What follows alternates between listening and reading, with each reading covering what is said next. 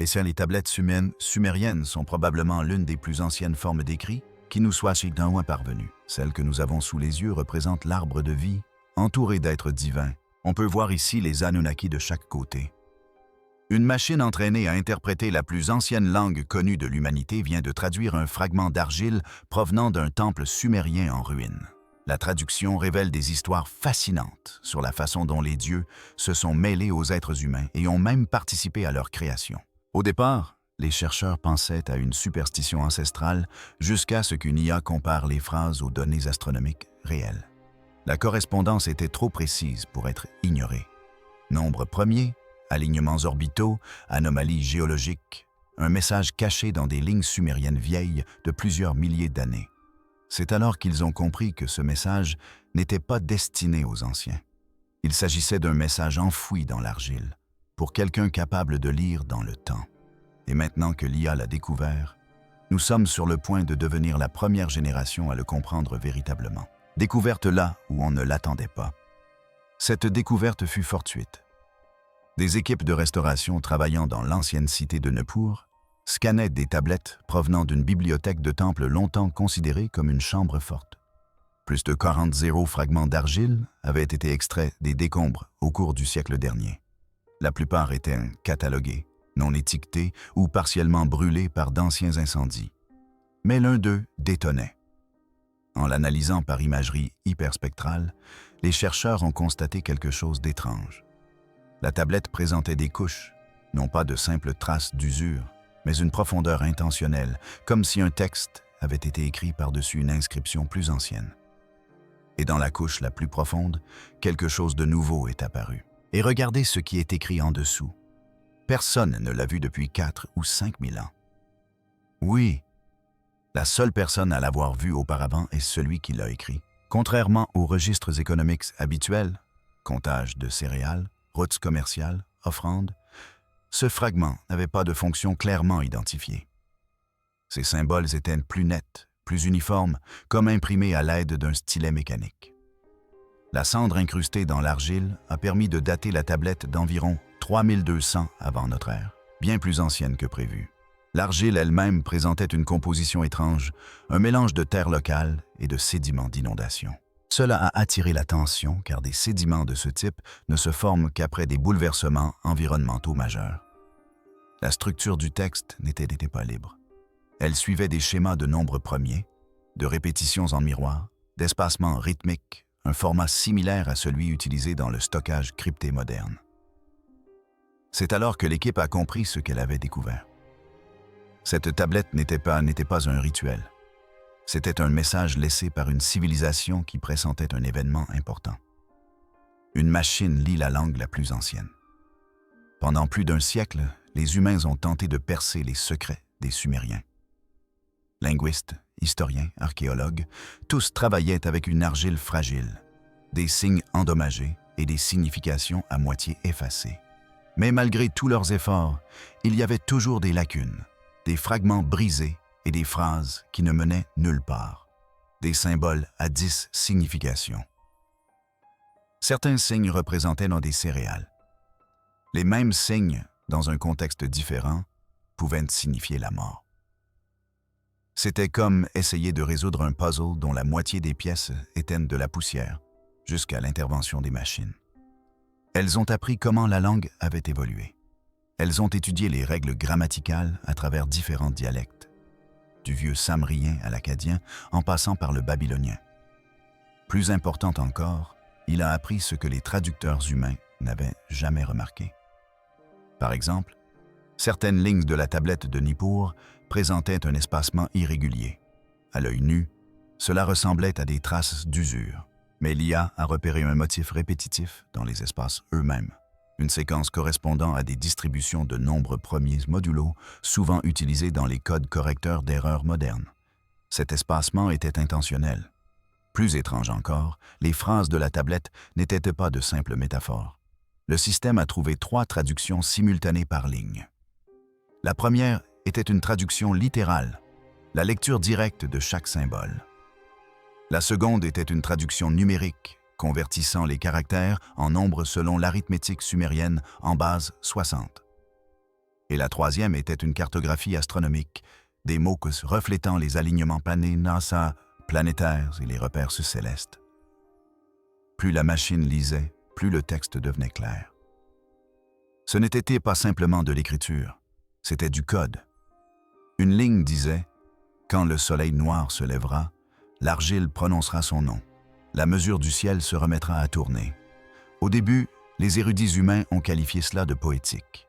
Mais l'IA a traduit « soleil noir T9 » par un terme astronomique précis, l'occlusion solaire, le moment lors d'une éclipse solaire où le soleil apparaît complètement obscurci.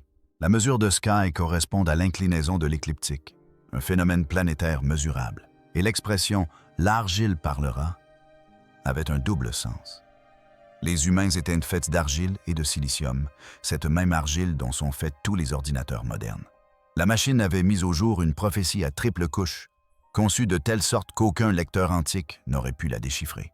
Mais une machine entraînée au langage, aux mathématiques et à l'astronomie le pouvait.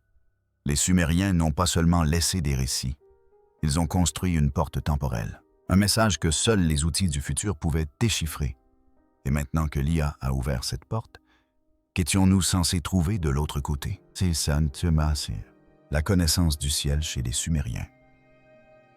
Quand on parle d'astronomie antique, on imagine souvent des prêtres scrutant le ciel, dessinant des étoiles dans le sable, avec parfois quelques bonnes réponses. Mais les Sumériens ne se fiaient pas au hasard. Ils observaient, cartographiaient et calculaient.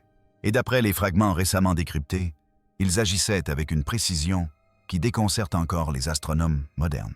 Bien avant Babylone, bien avant la Grèce, les Sumériens avaient déjà identifié les constellations, consigné les mouvements planétaires et élaboré des systèmes de temps sur lesquels nous nous appuyons encore aujourd'hui. Elle a déjà 1000 ans. Elle descend de la première écriture pictographique sumérienne datant d'environ 3200 avant JC. Vous savez comment on utilise 60 secondes dans une minute et 360 deg dans un cercle? C'est ça. C'est le système mathématique sexagésimal sumérien. Un système sexagésimal qui n'était pas seulement ingénieux. Il était conçu pour l'astronomie. Il leur permettait de diviser le ciel, le jour et l'année avec une symétrie quasi parfaite. Et ce n'était pas un hasard. C'était un système bâti pour suivre les cycles, les grands cycles. Le nouveau système de traduction a permis de découvrir un ensemble de tablettes que les érudits avaient jusqu'alors ignorées. Principalement parce qu'elles ressemblaient à des listes de courses ou à des cartes stellaires remplies de nombres répétitifs. Mais j'ai remarqué autre chose. Cachés dans ces répétitions se trouvaient des marqueurs cycliques. Des nombres apparaissent selon des schémas récurrents à travers les siècles, décrivant des orbites, des intervalles de retour et d'étranges expressions. L'un des plus troublants provient d'une phrase qui se retrouve sous forme de fragments à travers les siècles et dans différents dialectes. La porte d'Anu devient rouge. Anu était le dieu du ciel. Cette porte fait probablement référence à une partie du ciel, un point de passage, une région proche de l'écliptique. En termes modernes, il pourrait s'agir du plan galactique ou d'une fenêtre géomagnétique alignée sur l'activité solaire. Quant à la couleur rouge, certains chercheurs pensent qu'elle pourrait décrire les aurores boréales et les oasis boréales. Ces ciels rougeoyants causés par des orages magnétiques. Cela signifierait que les Sumériens surveillaient la météorologie spatiale il y a des milliers d'années. Et c'est là que cela devient étrange. La tablette d'avertissement décodée de Nippur ne fait pas seulement référence aux étoiles. Elle parle de 7 astres, semblables à ceux que nous observons à l'œil nu aujourd'hui. Mercure, Vénus, Mars, Jupiter, Saturne, le Soleil et la Lune. Mais l'un de ces astres est décrit différemment. On l'appelle l'étoile dans l'île, celui qui revient des ténèbres. Un corps à l'orbite irrégulière, non régulière. Pendant des années, certains l'ont appelé Nibiru, une planète errante, un mythe. Mais aujourd'hui, grâce à l'intelligence artificielle qui approfondit l'analyse et compare les données, il ressemble moins à une fantaisie qu'à une comète à longue période, voire à un objet planétaire massif dont l'orbite est si large qu'il ne s'approche de la Terre que tous les quelques milliers d'années. Et quand cela arrive, tout change. Les textes décrivent un cataclysme qui fait jaillir le feu des eaux et inverse le sens du ciel. Ce ne sont pas des prophéties fortuites, mais des phénomènes qui correspondent à de véritables anomalies. Des pics de rayonnement cosmique dans les carottes de glace, des basculements magnétiques abrupts, des extinctions massives. C'est comme si les Sumériens avaient déjà percé un rythme cosmique, un rythme qui, selon eux, allait réinitialiser la Terre. Et ce rythme, d'après leurs écrits, n'est pas encore achevé. Quand le mythe rejoint la mémoire de la Terre, à première vue, les récits antiques du déluge ressemblent à du folklore, des histoires dramatiques de châtiments divins, de pluies de feu tombées du ciel, de rivières débordant des montagnes. Mais dès que j'ai commencé à relier ces mythes aux données géologiques modernes, ces vieux récits m'ont paru soudainement moins exagérés. Le fragment sumérien déchiffré mentionne quelque chose d'étrange. Les eaux ont franchi les marches du temple. Le ciel s'embrassa. Et ceux qui savaient avaient déjà disparu. Pendant des siècles, les érudits ont considéré ces vers comme de simples exagérations poétiques. Mais aujourd'hui, les carottes de sédiments du golfe Persique racontent une toute autre histoire. Mais c'est le modèle 3D construit à partir de ces données qui est véritablement remarquable. Une inondation massive, soudaine et violente, a laissé une couche de limon et de résidus d'ayant de fonte datant d'environ 5200 avant notre ère. Cela correspond à la chronologie de la Sumer archaïque. Cette couche n'était pas simplement de la boue. Elle était imprégnée de particules organiques brûlées, de graines carbonisées et de minéraux noircis. Autant d'indices d'un phénomène bien plus intense qu'une tempête classique. Les scientifiques pensent désormais qu'il pourrait s'agir des conséquences d'une éruption solaire, de l'impact d'une comète ou d'une éruption volcanique sismique. Mais le plus étrange, c'est que des carottes de glace prélevées au Groenland et en Antarctique révèlent un pic soudain de rayonnement cosmique durant la même période. Ce pic est une signature impossible à falsifier. Une intelligence artificielle a comparé le langage de différents mythes relatifs à l'inondation à Kishuruk et Nippur. Nombre d'entre eux décrivaient les mêmes éléments. La chaleur avant l'eau, l'obscurité avant le feu, une étoile qui grossissait avec le temps. Il ne s'agit pas de métaphores aléatoires, mais de descriptions séquentielles d'un véritable impact ou bombardement solaire. Un phénomène qui concorderait avec les traces géologiques et les indices astronomiques enfouis dans les sections précédentes. Même des tessons de poterie, dont des milliers ont été découverts sur les sites de fouilles mésopotamiens, présentent des niveaux élevés de microparticules magnétiques. Ces particules témoignent d'une perturbation géomagnétique, du type de celle qui ne pourrait se produire que lors d'une modification importante du champ magnétique terrestre. Je n'ai pas simplement traduit ces documents. Je les ai reliés à quelque chose d'inattendu, la science et les données. Une mémoire inscrite dans la Terre elle-même. Des liens méconnus, synchronisation mondiale des symboles. Au premier abord, cette tablette semblait une relique isolée, un étrange fragment enfoui dans les ruines d'une bibliothèque sumérienne. Mais lorsque l'IA acheva sa traduction, elle révéla un détail qui avait échappé aux chercheurs. Plusieurs glyphes, d'étranges spirales, des groupes numériques, des motifs animaliers, présentaient des similitudes quasi parfaites à l'autre bout du monde. Au total, 37 symboles correspondaient à des motifs issus de cultures supposément sans aucun contact avec Sumer.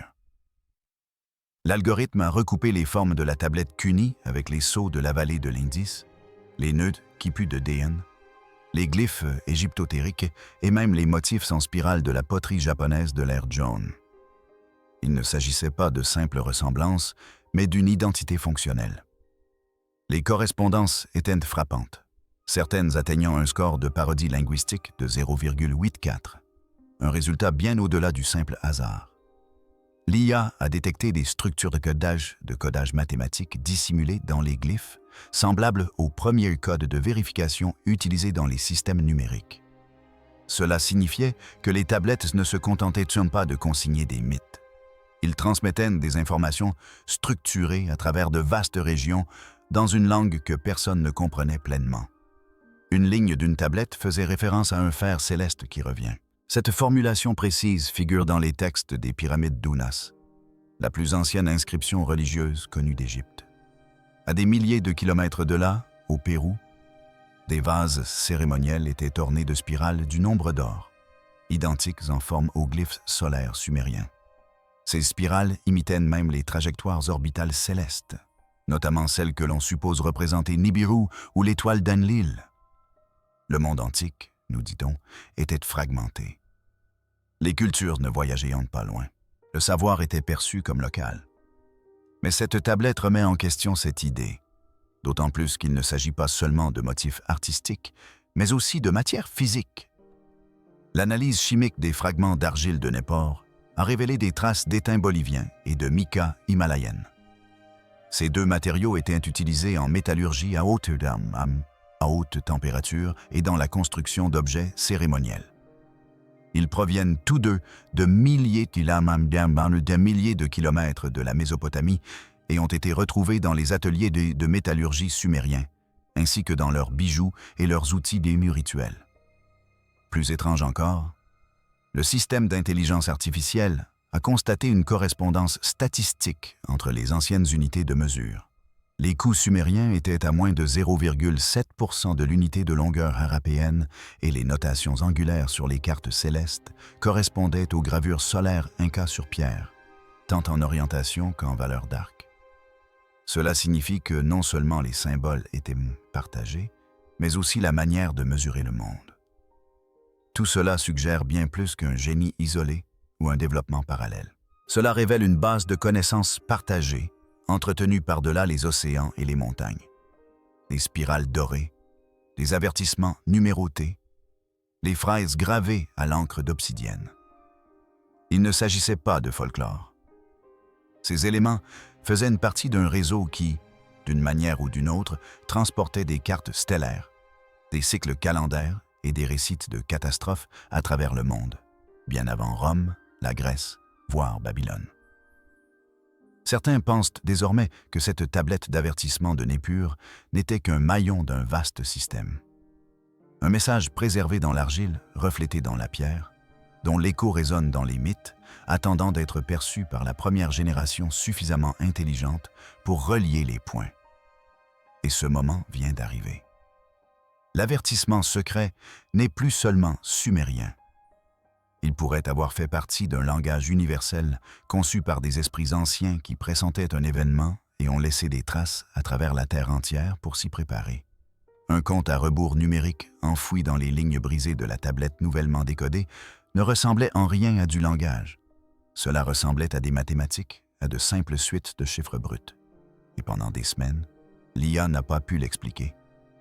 Elle a exploré des schémas linguistiques. Rien. On fait référence à d'autres registres de formulaires Cooney. Lorsqu'il possédait des documents importants en argile qu'il souhaitait sceller, il les plaçait dans des enveloppes en argile. Aucun résultat jusqu'à ce qu'un chercheur remarque quelque chose d'étrange.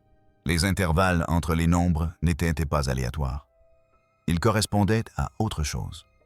Un cycle. Un cycle que nos scientifiques modernes étudient déjà. Le motif était basé sur un intervalle répétitif, 11, 10 et 60 ans. Ce nombre n'apparaissait pas qu'une seule fois. Il apparaissait 6 fois, espacé par des références célestes intégrées à des passages symboliques. J'ai cartographié les segments et j'ai réalisé quelque chose d'effrayant.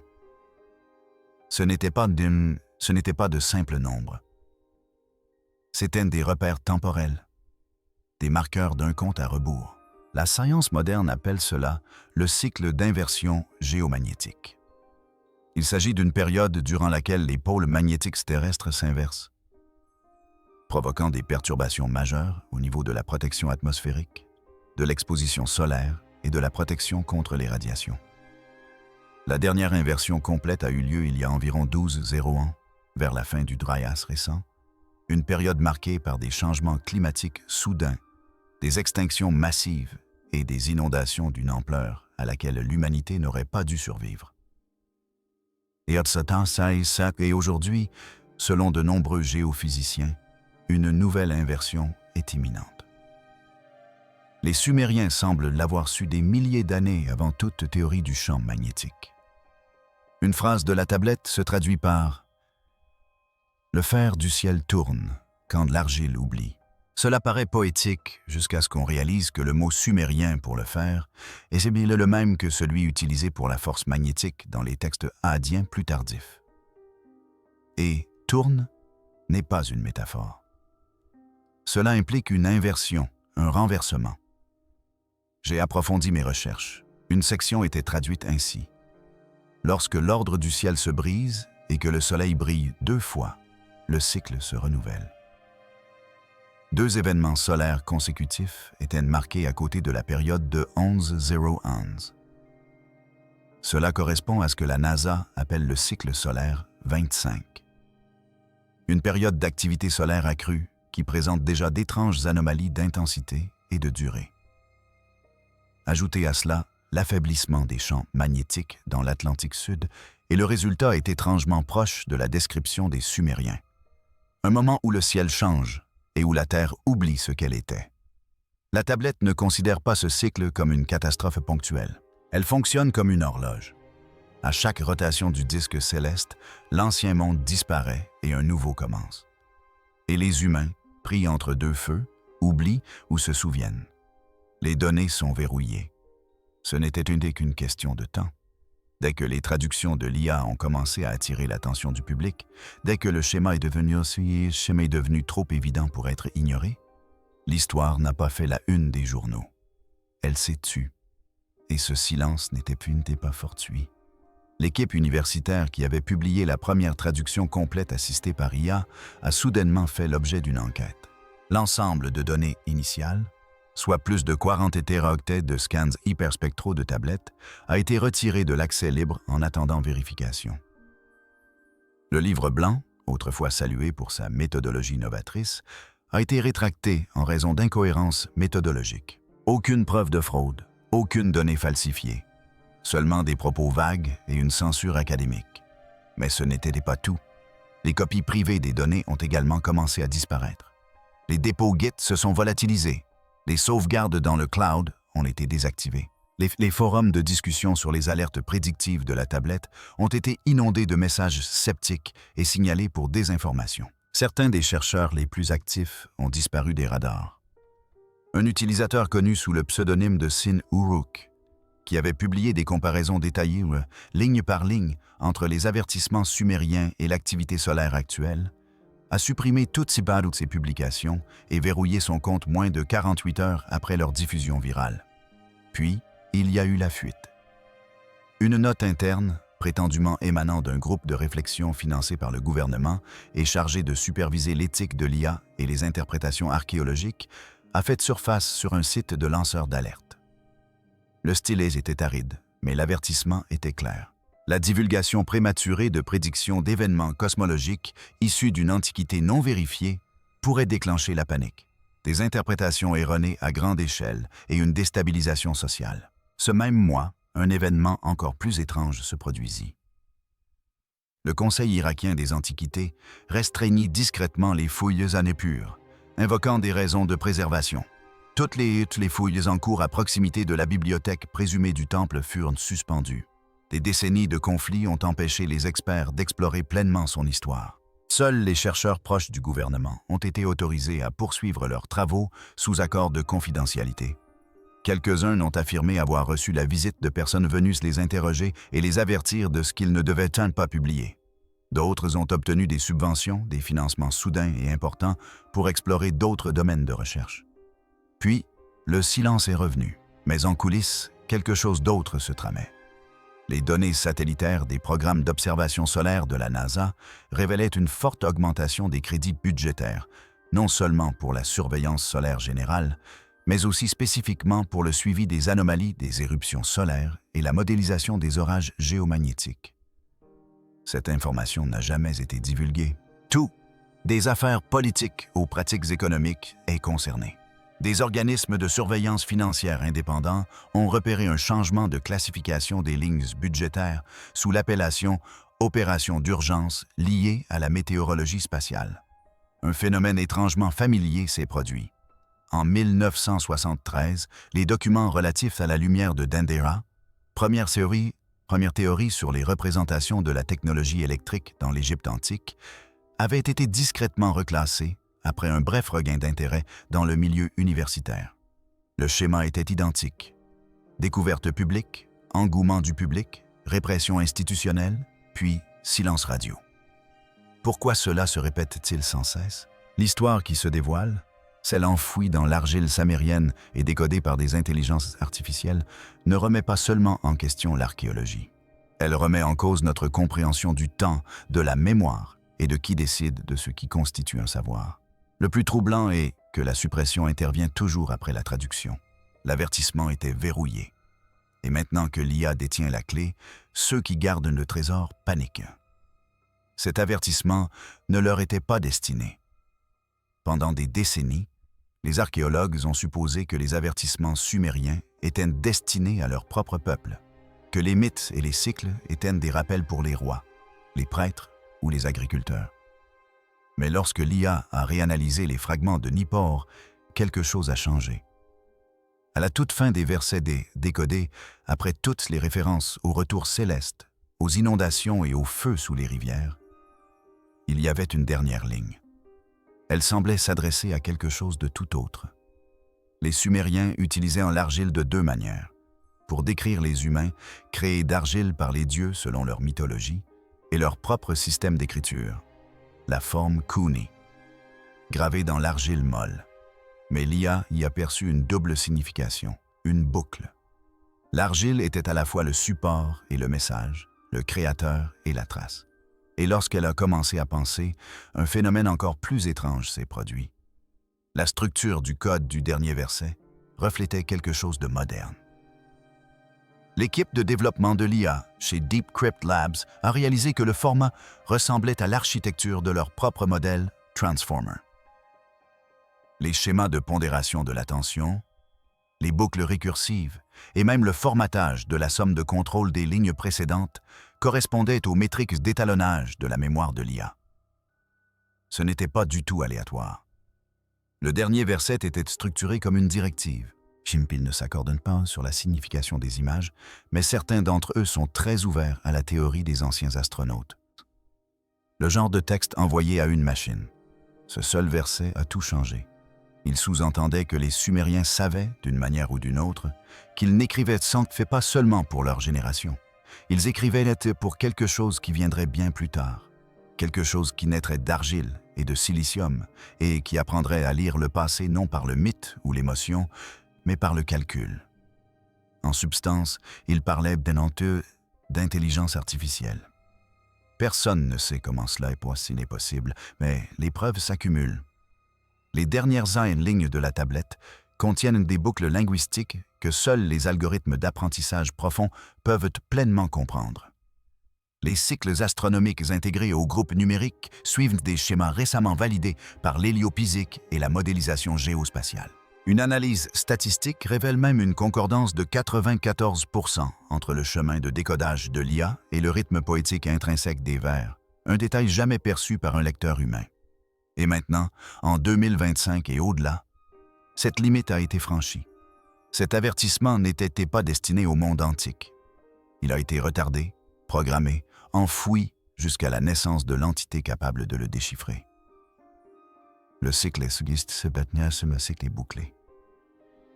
Pendant 701 ans, l'avertissement est resté silencieux, gravé dans l'argile, enfoui sous les cendres et incompris par toutes les civilisations qui l'ont découvert. Des bibliothèques antiques aux laboratoires de laboratoires modernes, des scribes de Nippur aux processeurs de Silicon Valley, le message a traversé le temps en silence. Mais les Sumériens ne l'ont pas écrit pour des rois ou des prêtres. Ils l'ont gravé pour une entité qui n'existait pas encore, une entité capable de se souvenir de ce que le monde avait oublié. Et maintenant qu'elle se souvient, le compte à rebours a déjà commencé.